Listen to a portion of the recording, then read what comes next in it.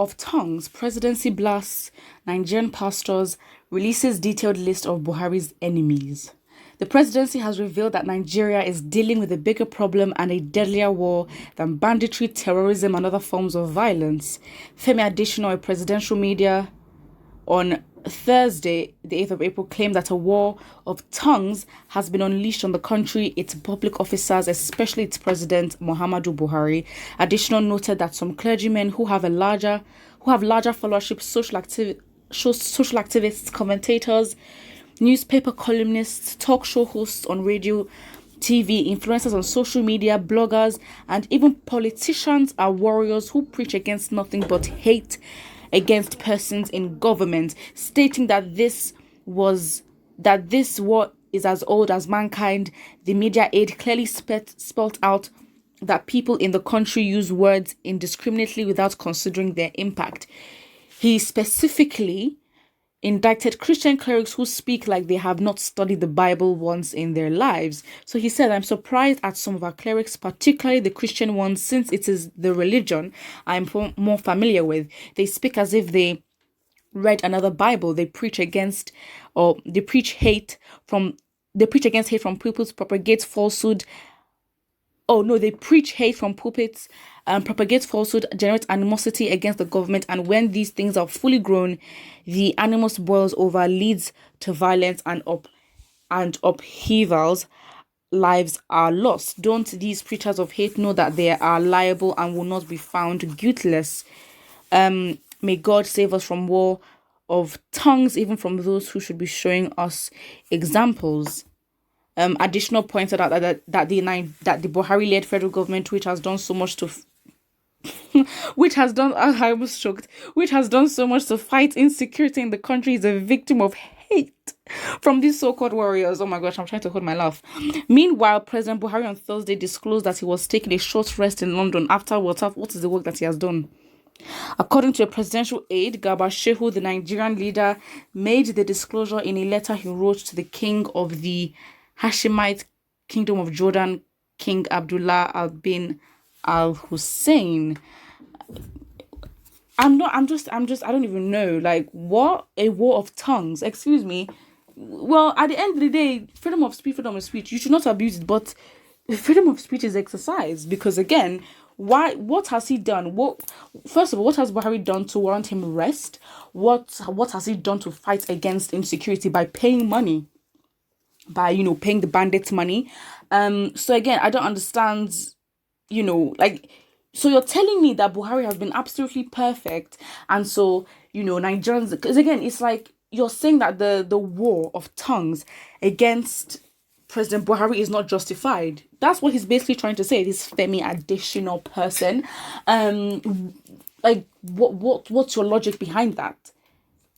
The economy is absolutely in shambles. First of all, it's even insecurity that's the biggest problem. But then when it comes to Biafrans, they will show their power. Or when it comes to IPOB, then they would want to deploy a lot of soldiers, start doing investigations here, left, right, and center. And so it's like war of tongues. And since when did he become a scholar of the Bible? Who asked you to start giving or start teaching these clerics how to do their jobs? Because let's even open their file. I mean, these are the same people that will go to certain pastors. Yes, we are calling all of them out, and they would go for the endorsement. I mean, come on now. You are now bashing the hand that fed you. Because when it's time for elections, these people will not be ashamed to call on God, or will go to some churches to, push that propaganda. I mean, come on now. You know that you are playing a very huge game of religion in the country, and that is how you get your votes and all that. So I don't even understand how you're now coming against the very influential part of your electoral campaign. These people actually helped you. Please, let's even see what the comments say. The first person here says, Femi Adesina has shown that he's very shameless. What has clergyman got to do with the challenges his principal has brought on the country? Buhari has been implicated in knowing the origin of Boko Haram bandits and Fulani herdsmen, and all these are known locally and internationally. The country is in tatters. It's therefore asinine to Femi Adesina to be uttering the nonsense was asked to say. Big shame from a Yoruba man. Absolutely. Femi Adesina knows that he cannot speak against the Muslim clerics in such a disrespectful manner without their consequences. Hence, he chose to attack the Christian clerics, knowing that they will do nothing. Absolutely. Please. Absolutely. He knows his bosses. He knows his bosses, and he knows that he can't say anything against them. So why not come for the Christians? The fact it has nothing. Do you know what? Yes, religion and politics, it's a whole new conversation in the country, and that is a whole different thing. But again, you're saying it's a war of tongues, but then why do you then focus on clergymen? Of course, he mentioned, TV hosts. I don't even think they do that, or influencers. The country, the people are angry. The people are unsafe. And the fact is, the war of tongues technically should come from the north, because they're actually going through worse predicaments than the south. But then the south is very much more vocal, and this just shows how they literally want us to not complain and just endure whatever oppression they try to instill on the people. It will not work. It will absolutely not work. And if you think that the people of the south will be as docile as you want them to be for you to continue your plans, absolutely not. You can fool some people sometimes, but you cannot fool all the people all the damn time. Somebody here says Nigeria is dealing with a bigger problem. See, this is the problem. Exactly. Listen, he said in his words, Nigeria is dealing with a bigger problem and a deadlier war than banditry, terrorism, and other forms of violence.